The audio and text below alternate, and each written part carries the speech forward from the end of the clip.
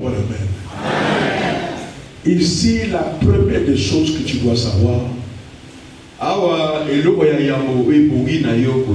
personne ne peut t'aimer plus que Jésus.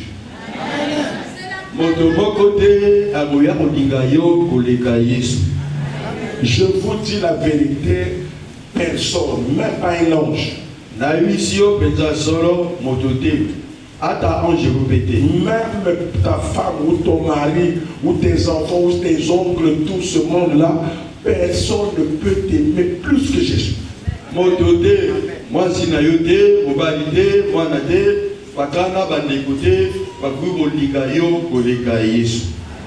Que la confiance que tu fais à quelqu'un soit moindre que celle que tu fais à Jésus-Christ.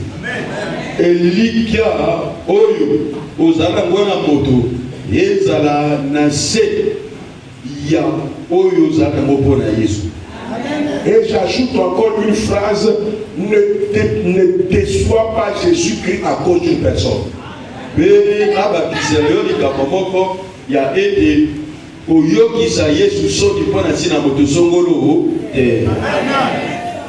Ça, c'est une vérité. C'est une vérité. Quel que soit ce qui se passe, il ne faut jamais désobéir à Jésus pour une femme et un homme.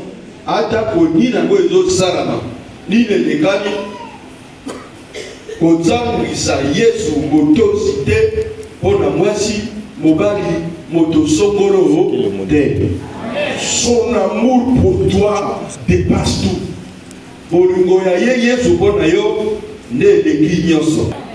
Comprenez ce que je vous dis, bien aimé. Que personne ne puisse te faire marginaliser quelque chose pour Christ, même s'il n'y a rien, même si c'est lui qui fait tout, cette personne-là, il n'en fera pas. Mais Jésus-Christ, tant que c'est Jésus, ne te désobéis ça. Je préfère que tu désobéis à l'homme qu'à Jésus-Christ.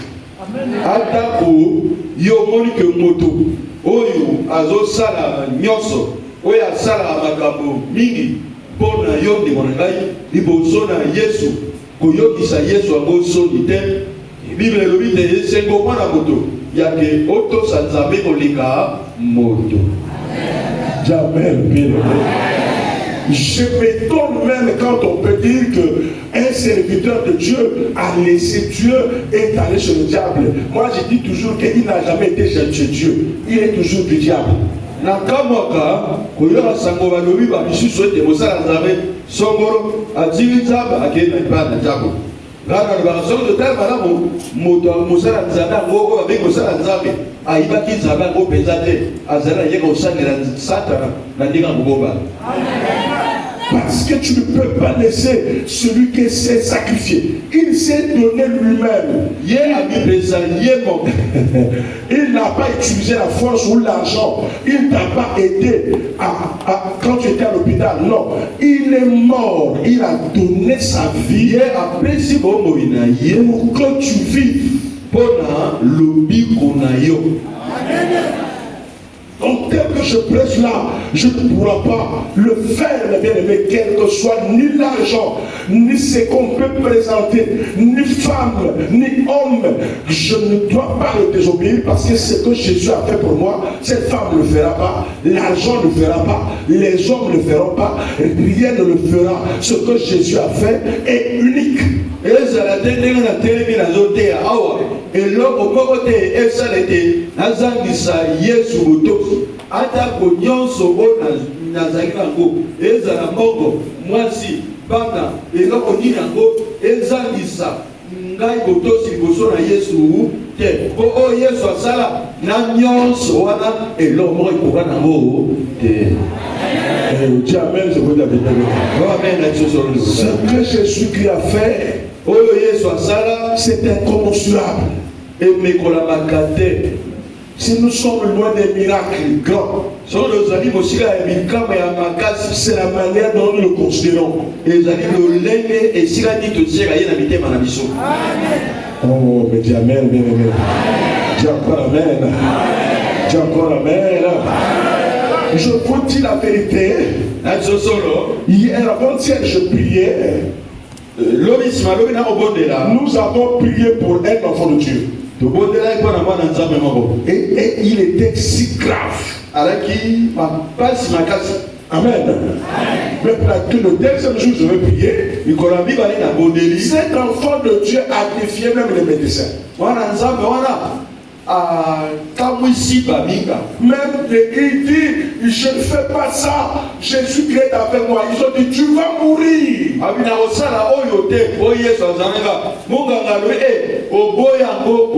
Tu ne feras pas 2 jours. Il a dit non, Jésus est avec moi. On est d'accord avec son Jésus. Il dit oui, je m'en vais avec Jésus. De telles personnes auront des miracles. Parce que Jésus-Christ pour lui c'était tout. Je vous l'ai dit mes bien-aimés. Il faut le croire, il faut le savoir. Moi ton pasteur là, ce n'est pas une prophétie, mais c'est une conviction. Jésus avec Jésus jusqu'au bout, même si je n'ai pas d'habit, même si je n'ai pas mangé, même si je ne suis pas comment, c'est pas Jésus que je refuse. Et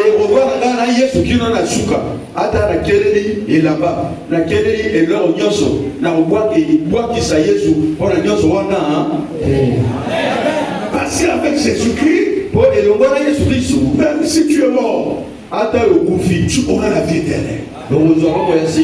C'est ce qui est meilleur. C'est ce qui est meilleur. Parce que si tu rates la vie éternelle, c'est fini pour toi. Je ne peux pas le partager avec quoi que ce soit.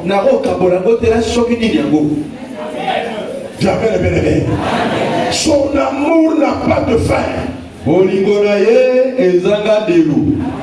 Regarde ce qu'il dit ici, bien-aimé. Il était en train de parler du royaume des cieux.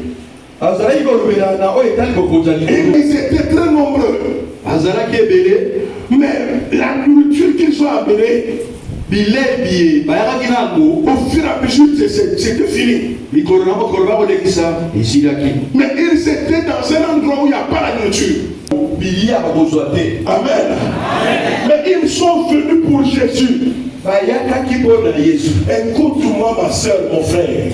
Si tu as laissé le mal pour Jésus, Jésus ne peut jamais abandonner, même si tu ne vois rien, même si les gens se moquent de toi, reste pour toi là. Un jour Jésus viendra, il le fera. Même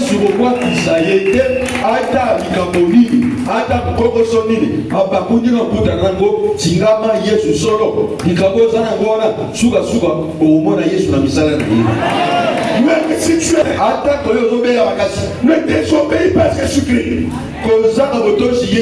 N'accepte pas les mécoudis. N'accepte pas ce que les gens vont dire. N'accepte pas ce qu'on va te attacher. Ne remets jamais en doute Jésus. N'aie peur de rien. Parce que lui, écoutez-moi bien, ce qui nous fait peur souvent c'est la mort. Mais je t'apprends que la mort est un passage. Même si ce n'est pas aujourd'hui, tu finis toujours par faire quoi?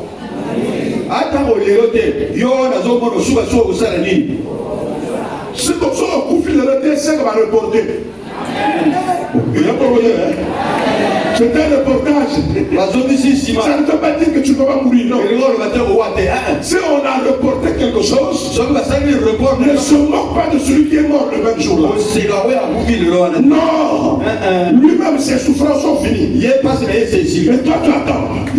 C'est toujours en attente. Ce qui est bon pour toi, c'est que pendant le jour de la mort, que tu sois avec Jésus-Christ. Que tu sois sommes toujours avec Jésus.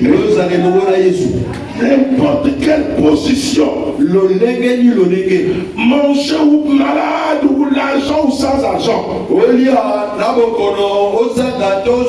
n'oublie pas le Seigneur Jésus. Vous savez que nous sommes dans un monde où il y a trop de problèmes. À la maison des problèmes, avec madame des problèmes, avec monsieur des problèmes, avec les enfants des problèmes, manger des problèmes. N'ayez pas peur des problèmes. Tant qu'on vit, il y a toujours des problèmes. Que tes problèmes ne te séparent pas de Jésus.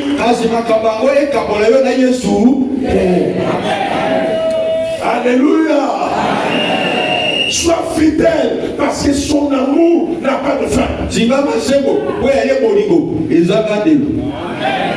Bato mingi batika Yesu pole loko songolo batika Yesu oya nsu priete na yakata ye na oluka mwana apesa te kan a oke kotanda na deuxième mot apesa bana te nganga apesa bana te nganga so amoni matrice na yo comme la moi ba Grèce asanisi ba pilipili anigi biloko wana eke pourke ndo na Grèce mwana ya nganga apesa bana te.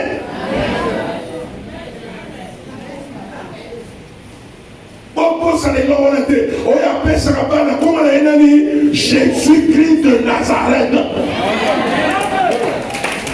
Acclamez ça, c'est comme ça. C'est lui le Dieu véritable. C'est lui le Dieu véritable. Le Dieu invisible que vous entendez là.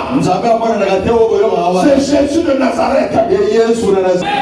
Pendant que vous êtes avec lui, quelle que soit la position, restez fidèle à lui.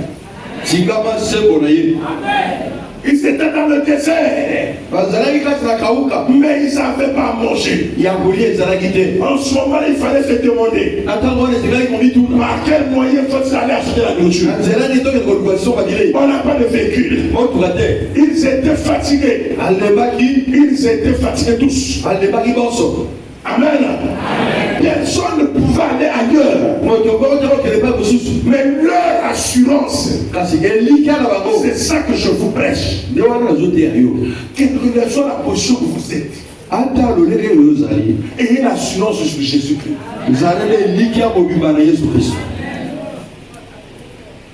Nga mokolo moko elaki na l'hôpital docteur azoloba ngai yo osalaka kisama ya boy tala boy nazotala yepe azoloba ngai kino. Toi c'est comme si toi tu t'occupes pas de ce que je dis. Yo nazobana le polo zolo na kabona ngolo bata. Dis ce que tu as appris, dis ce que tu connais. Dis tout ce que tu veux dire, dis seulement. Oh, mais tu ne sais pas ce que je dis, c'est terrible pour ta vie. J'ai dit non. Non. C'est pas terrible pour ma vie. C'est pour le corps. Il y a pas dans les autres. Dis ce que tu peux dire et donne les médicaments que tu peux donner. Mais s'il n'y a pas de médicament, bon, ça qui s'est atteint, tu dis moi j'ai un médicament. Il s'appelle Jésus. Qui s'est beaucoup Jésus. Ah, toi tu es parmi les gens qui sont des véritables rebelles de Jésus. Ah,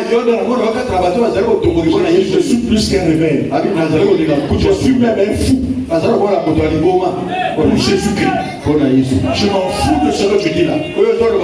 Mais ça peut t'amener dans un risque mortel. Je dis malgré ton français, risque mortel, je m'en fous. La mort c'est pour moi un gain.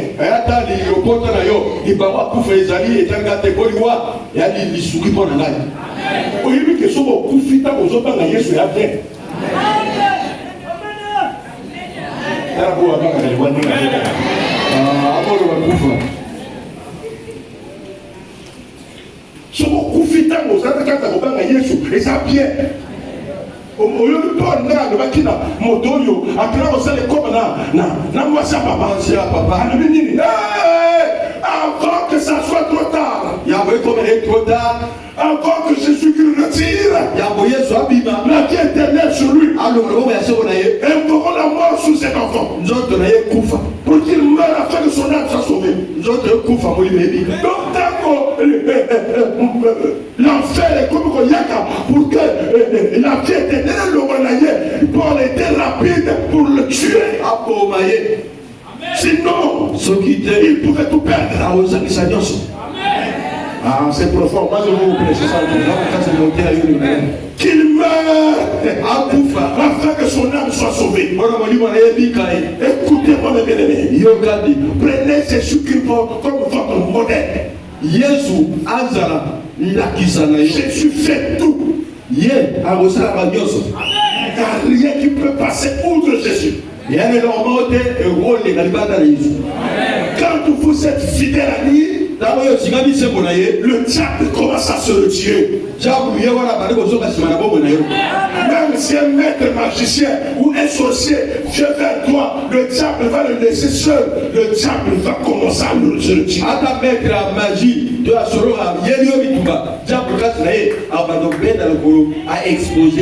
Malgré ma querelle à malade, malgré ma querelle à Ofinga, malgré ma querelle à Bandoto, malgré ma querelle au Union Sodokaka, mais tant qu'il y a fidèle à Jésus, il doit avoir beaucoup de mailloté. Jésus a sa amour, a sa fidèle. Il va multiplier les miracles sur toi. Il s'appelle Monsieur la multiplication. Voilà pourquoi quand le temps de la bénédiction arrive, les gens vont te crier le magicien. Comment il a fait? Il va multiplier les miracles pour ceux qui lui font confiance. Quelle que soit la position où tu te trouves, il y aura un miracle qui va te suivre. Oui, je vous dis la vérité. Ces gens-là étaient avec lui en train de l'écouter. Dans d'autres versions, on a dit qu'ils ont fait 3 jours en train de l'écouter avec les bébés. Amen. Nana kamwa kabalobi ke moto moko yo asali jeune parfois il y a 7 jours jeune décide de l'amener à l'hôpital. Jeune na koma nan ya Yesu te bokela mutu pour Yesu. Amen. So vraiment Yesu motatini yo oko kufa te. Amen. Amen. Vous avez bien. Le Amen, la casse est bien aimée. Le Amen, la casse est bien aimée. Nous faisons les jeûnes de 40 jours. Ça fait c'est depuis 2007. Tout ça, les jeûnes à 40 jours chaque année depuis 2007. Mais nous ne sommes pas morts. De coup, Fabien. Vous avez bien. Le Amen, la casse est bien aimée. Pour que le moment n'a pas de quoi. Faire 25e jour. Na métro, na Kongolenga. Attends, je vais te faire les piqûres, les vitamines qui vont te renforcer.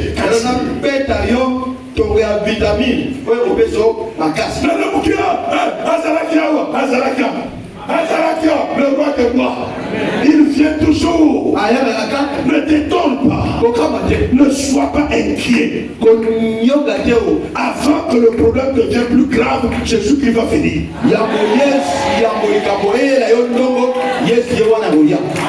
Jésus ne va pas t'abandonner, mes bien-aimés. Reste aux côtés de Jésus-Christ. Sois fidèle à Jésus-Christ. Fais ton bac, toi qui fais le bac au nom de Jésus. Avant de lire, prie Jésus. Avant d'aller à l'école, prie Jésus. Est-ce que tu entends, mes bien-aimés? Avant de faire le devoir, prie Jésus. Tout ce que tu fais avec Jésus, la victoire est certaine. Fétiche, mes bien-aimés, qui se mord ne peut déboulonner le puissance de Jésus. Jamais, bien-aimé. Ils étaient là. Ils n'avaient rien à manger. Au verset 3. Si je les renvoie, c'est Jésus qui dit. Je veux agir. Les forces leur manqueront au chemin.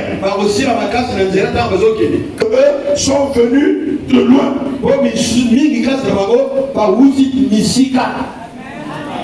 Vous l'attendez?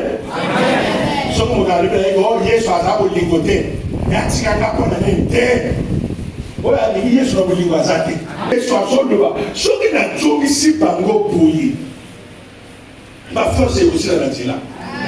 Parce que ma moussous va outi moussika.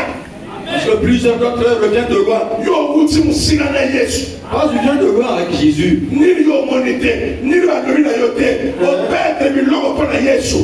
Au comment mal à l'aise parce qu'on dit ma Yesu.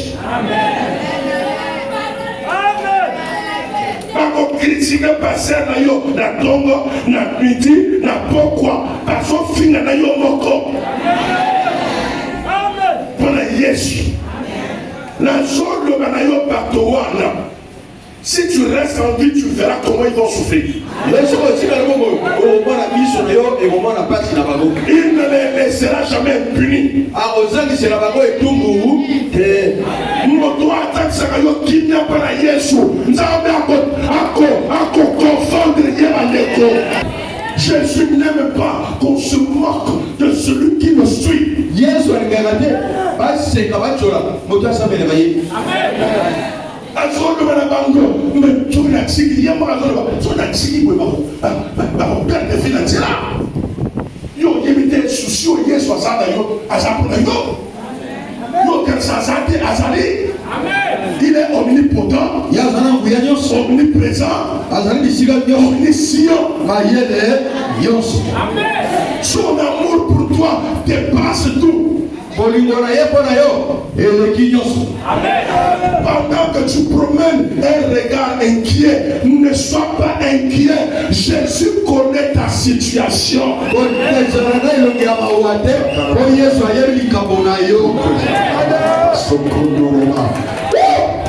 Je sens sa présence révélée. Quand je dis il connaît ta situation, j'ai vu le feu qui a traversé par là. J'ai vu sa présence, il est là. Il y a eu un grand amen. Qu'il se blesse le titre. Qu'il soit béni mon bien-aimé. Jésus connaît ton problème. Ne te regarde pas. Ne promets pas un regard inquiet. Ne sois pas inquiet de ce que tu rêves, de ce qu'on te dit. Maintenant qu'il est encore 7 heures, presque pile. Ça veut dire quoi pour que vous êtes là? Est-ce que ce n'est pas parce que vous êtes réveillé à 4 heures? C'est pas ça? Kokoma na 7 heures na lero yi. Et nous le baki moti fala na mukalale. Hein? Parce que minga o ba wuti si ma jouer, minga o ba wuti kindele, minga o ba wuti domaine, ba wuti masengo, ba wuti sitere bisete, ba wuti mukondo, ba wuti lycée, mais pour kokoma wa. Il fallait pas la mukana tongo. Tu risques de à 5h30. Peut-être Koulou n'a pas.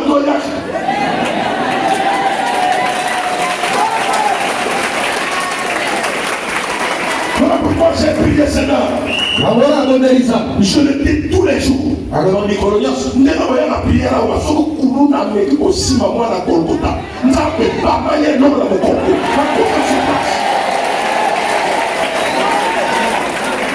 Et ça, c'est pas tout, c'est moi.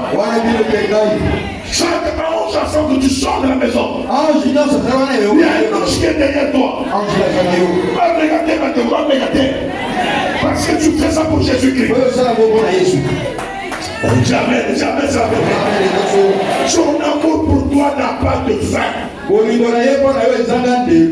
Jésus a dit, ça, ils vont souffrir en chemin. Je ne peux pas les laisser comme ça. Dis amen. Dis encore amen. Et qu'est-ce qu'il va dire encore? Ses disciples, verset 4, lui répondit, comment pourrait-on les rassasier de pain ici dans un lieu désert?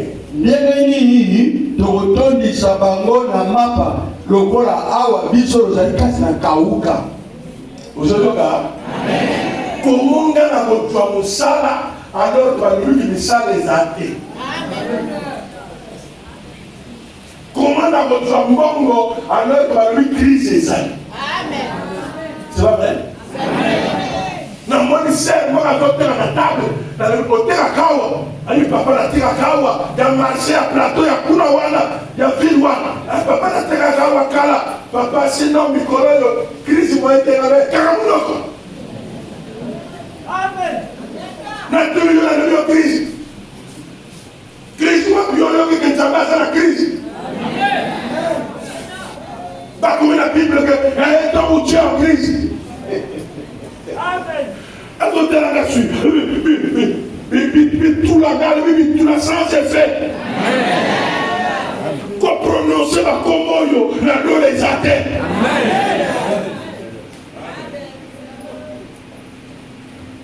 Je l'ai dit, on va acheter comme tu m'appelais. Seigneur, amène les clients. Pendant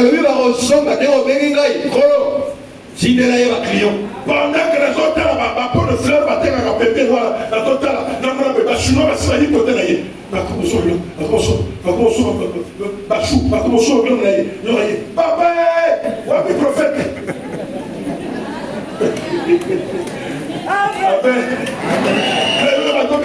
On t'appelle, on vous appelle. Qui m'appelle? On vous appelle. Oh, la Libini.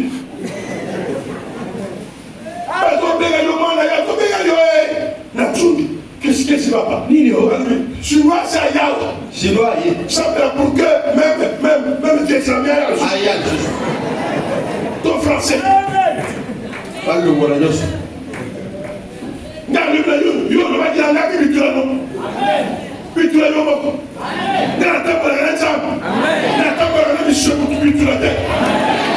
Mon Dieu s'appelle Jésus-Christ.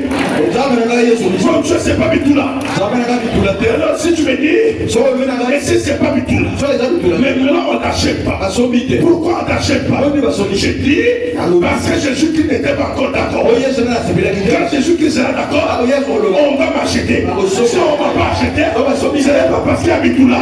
Si on ne va pas acheter, c'est parce que Jésus-Christ ne ferait pas. On va m'acheter. Jamais élevé. Alléluia. Donc, je suis maillé du logo. La mission de Gaï, il y a aussitôt fait. Vous avez fait un Dieu. Hé, magie, magie.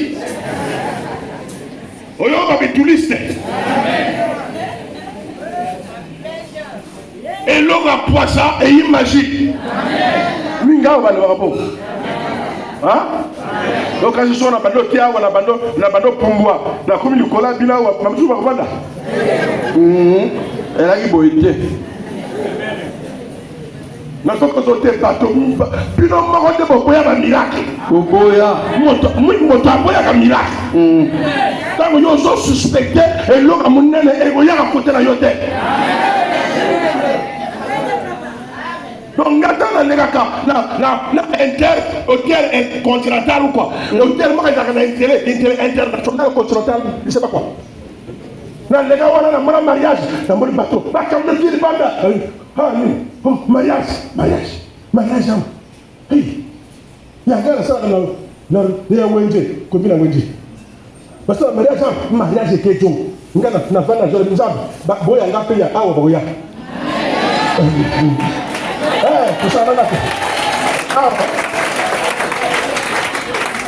Mais boyo. Que la kachawa, mariage là na on a bien que na zaki intercontinental na la qui verse sur la table ya kachawa. La kachawa mon kewa na ya connu ici.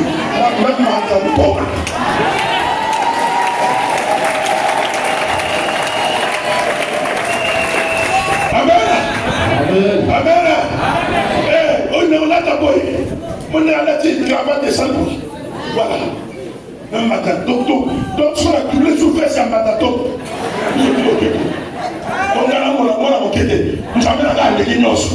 Si un magicien peut faire quelque chose, combien de femmes moi qui a tué? Ah, recevez un miracle. Côté la Yesu désert les atteints.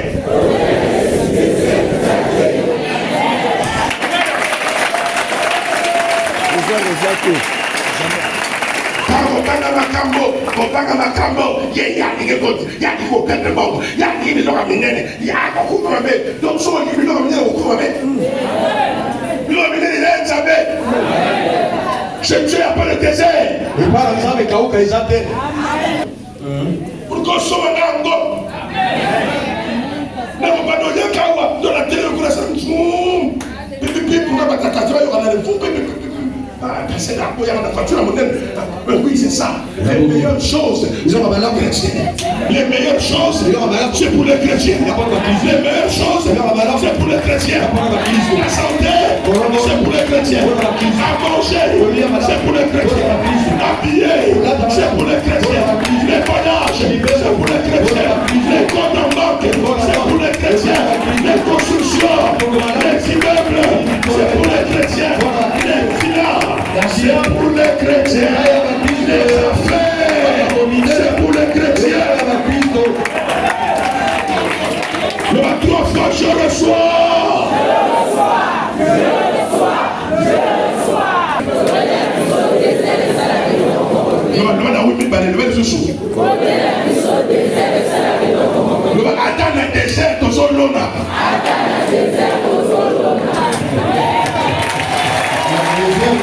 Quand le Seigneur multiplie les bénédictions, après prière, nous allons pas faire ton bénédiction.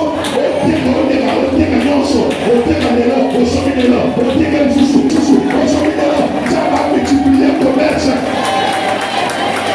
Non, je ne sais pas moi. Est-ce que tu m'entends bien? Toi qui pleurais, ton Dieu est avec toi. Toi qui disais, je suis abandonné. Tu n'es pas abandonné. Là où tu te trouves, Jésus est avec toi. Il a quelque chose à faire. À notre Dieu, il n'y a pas de désert. Pour la multiplication. Mais Seigneur va le faire. Le commerce que tu avais échoué, tu vas voir comment il va multiplier ça. Celui qui pourra bâtir Amen. Est-ce que tu entends bien aimé? Pierre a dit, mais si c'est le désert, mais on va trouver la nourriture où? Bien ici, non? Tu as encore Amen. Au verset 5, Jésus leur demanda, combien avez-vous de pain? C'est répondit-il. Combien en a 1000 frottés? Combien as-tu? Parce que yo te ya mukena yo wana kaka wana nzambe kwa utiliser. Il dit que vous avez quoi? Fait le premier pas. Moi j'enverrai les autres. Et Kobanga te kote kajenga.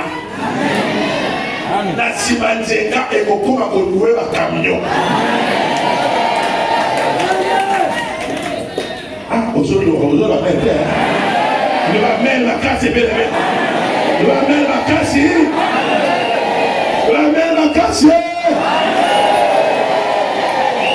Il y a un pétrole dans le commerce. Oui, mais la boca la salle, c'est la commerce. Donc, sur la salle, la terre commerce est comme nous. Dans mon salle. Il y a un frère qui m'avait dit comme ça, les groupes en Turquie, ils sont en ligne, avant la Sagaï, il y a un là-dessus. Oh, on a pas la salle pour le monde.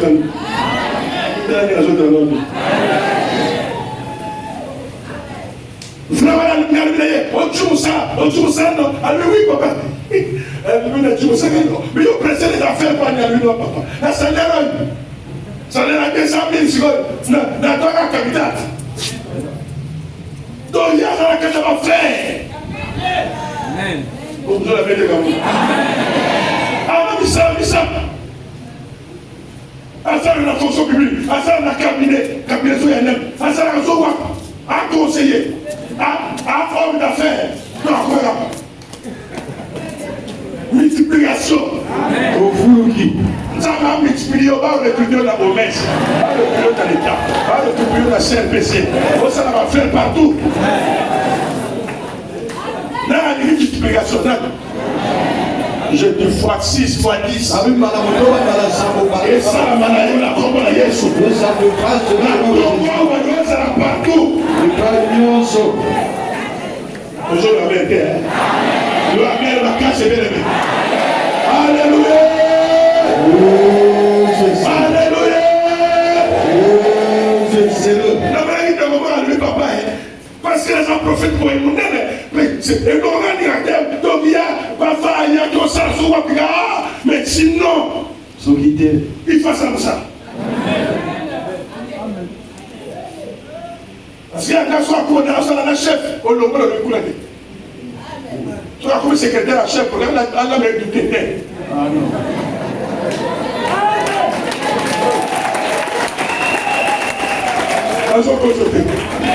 Oui, mais ça va pas commencer à faire comme ça. Mais elle a ma chef du tété. On s'en va à la secrétaire. Tu as l'écoute à logo de l'écoute. Toujours la main, toujours la main. Alors la main, ma case est belle. Attends, ma fille. Aimer les affaires. Vous demandez ça va dire.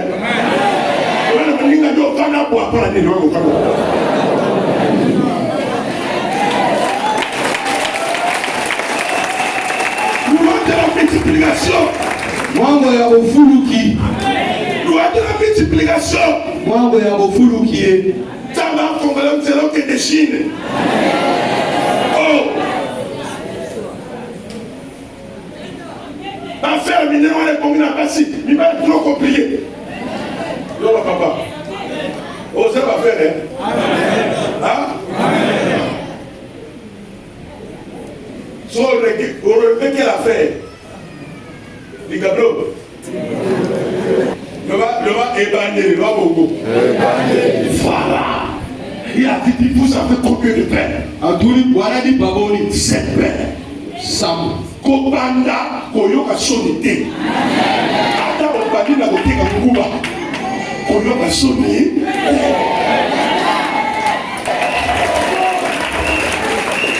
Il va multiplier tes bénédictions. Est-ce que tu es là? Mazotea, tu es nazotea. Et la Bible. L'autre, on est à la Bible, on est bon il fut aussi asseoir la foule par terre, pris. Avant ici, le moteur m'a pris les serpents. Et après avoir rendu grâce, il les romput. Et les donna à ses disciples pour les distribuer. Et ils les distribuèrent à la foule.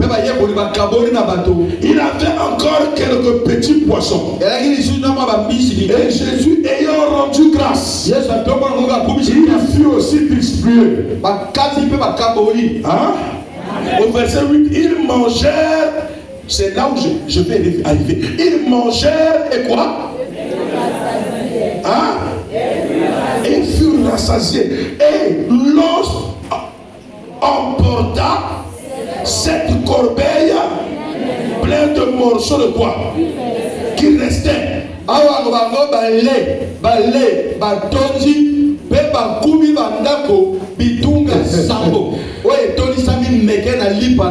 Ils étaient environ combien?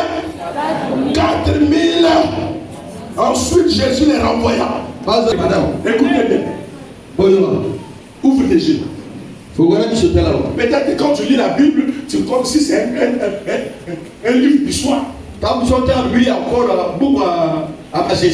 Vous passez outre et ce qui est bien, vous dites que c'est magique.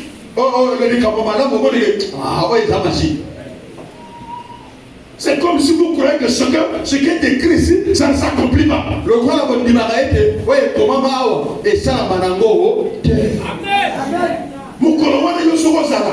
Si tu étais là ce jour, 7 pains, 3 poissons, votre prière.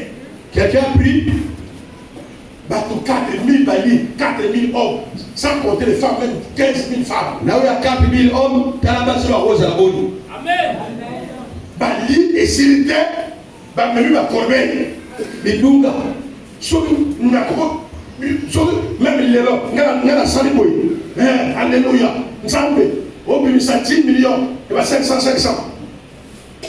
En négociant les mégots, il va pas, il va pas, il va pas. Alter Manzoute. Aïe! Non, madame. Le Lobakiango. Il y a et comme il y a beaucoup. Ça motoyo kaka. Mais alors que la Bible de Paro attend. Yes. Amen. Cette paix. Assemblée. Il prie. La paix se multiplier. Et Tony Meke. Et bon, si vous ne croyez pas au miracle, le miracle ne vous arrivera pas. Si vous ne croyez pas, la paix. Est-ce que vous comprenez ça bien? C'est-à-dire des affaires que tu fais là. Tu vas te retrouver avec 4 millions. Tu te poses des questions. Mais les 4 millions là, je les ai plus comprendre. Tu ne comprends même pas. Tu as déjà 4 parcelles. 6 parcelles. Tu ne comprends pas comment tu as ça. Tu vendais au marché. Mais après cette prédication, je vais multiplier tes affaires. Il va envoyer les anges acheter. Pour la multiplication, tu vas nourrir la famille, tu vas nourrir les gens, tu vas acheter les choses, tu vas faire des dons. La multiplication aujourd'hui. Je suis venu ce matin pour que le Seigneur multiplie ta vie. Il va multiplier ta vie aujourd'hui. Il va multiplier ta santé. Il va multiplier ton commerce. Il va multiplier ta famille. Il va multiplier tes enfants. Ce matin, le miracle de la multiplication va rentrer dans ton corps. Son honneur est arrivé. Multiplie les pains. Multiplie mon pain dans ma vie. Que je sois rassasié. Qu'il y ait un reste. Au nom de Jésus. Et c'est ce que tu vas faire. Et c'est ce que tu vas faire ce matin. Chacun repartira avec quelque chose. Ne t'étonne pas de ce que tu vas vivre. Ne t'étonne pas. Quand tu vas sortir ici, on va t'appeler pour donner la date du mariage. On va t'appeler pour te dire le voyage. On doit faire le voyage d'affaires. On va te bénir. Ton commerce qui était petit sera un grand commerce. C'est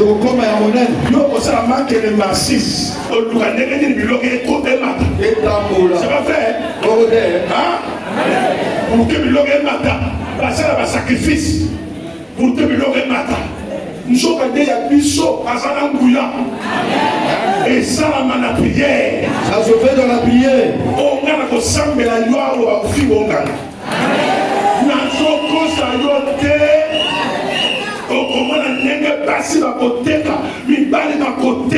Je suis prophète. Je suis prophète de l'Éternel. Je vous l'ai dit par la Bible. Tous ceux qui font le commerce, je vais multiplier ton petit commerce. Il va le multiplier. Fois 7 fois 12. Tout va changer, mes bien-aimés. Tu seras grand et puissant. Mère l'a cassé. Tu n'as rien changé. Tout doit changer. Multiplication. Le va être collé. La latine multiplication. C'est-à-dire, ce n'est plus l'addition. L'addition, c'est trop lentement. La soustraction, ce n'est plus ton affaire. Il y en a dans le monde du long missal. J'enlève 3 choses. La division, et l'addition. La cohésion. La multiplication.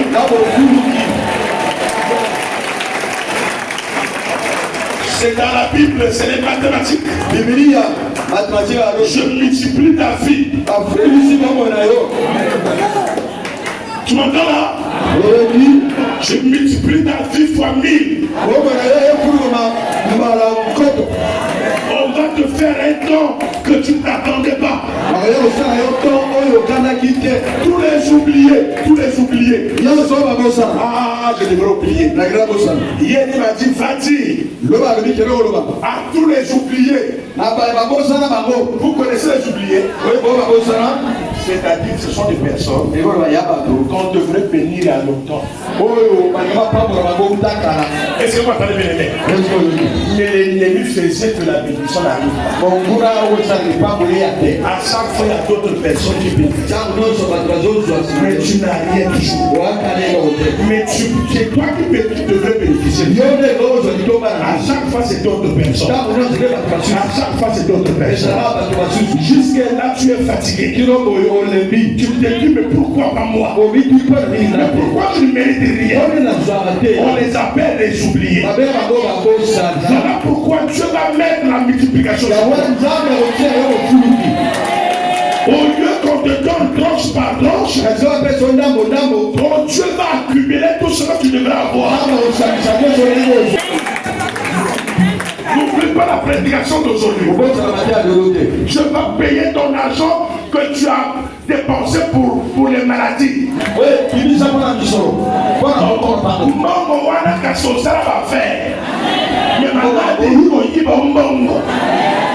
Nzambe azosulisa malade wana azotshongisa yo mbongo na yo azotinda yo bato oyo bakofongola yo nzela.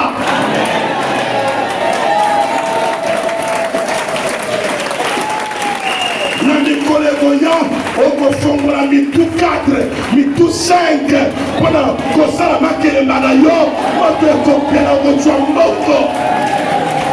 Moto akokanga yo azate oyo akanga yo maboko afongola oyo akanga yo motema afongola.